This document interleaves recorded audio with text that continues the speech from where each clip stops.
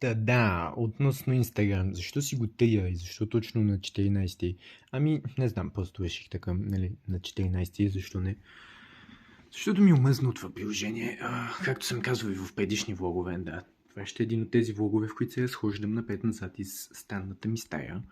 Да, мръзна ми, просто е толкова фалшиво и толкова гнусно. Нали, не можеш да разбереш какво мислят хората. Никога. В смисъл, аз винаги съм честен в нещата, които качвам и хората ми се подиграват. О, мага, пича има нончако. Вау. Много забавно.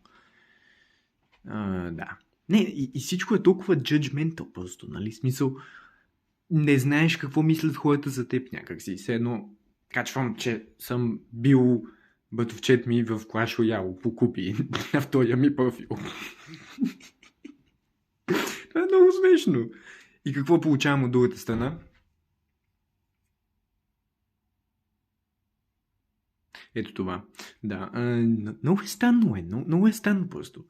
Или някой ще качи: помогнете ми, моля ви се, убиват ме. Или нещо такова. И ти ще си помислиш: какво се случва? Ще ги питаш, нали? Как всичко наред ли е? И те ще са: видяно е това нещо, дето го написа. Син. Не знам, просто ме обърква това приложение.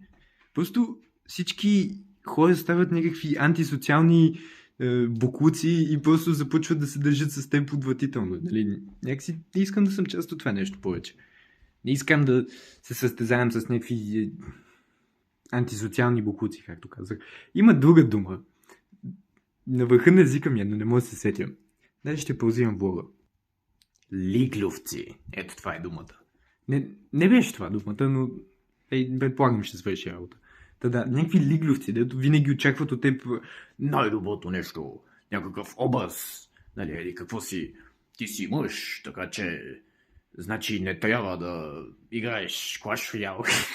Не, разбирате, не трябва да гледаш първи филма или нещо такова. Ето, аз имах някакъв такъв, нали, в сторията качвах муви ревюта по едно време.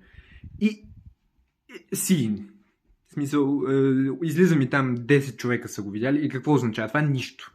Нищо. Буквално никаква обратна връзка. Тоест, аз като някакъв контент креатор, какво правя в Инстаграм, където седят някакви момичета, най-вече, които, не знам, показват образа си на света.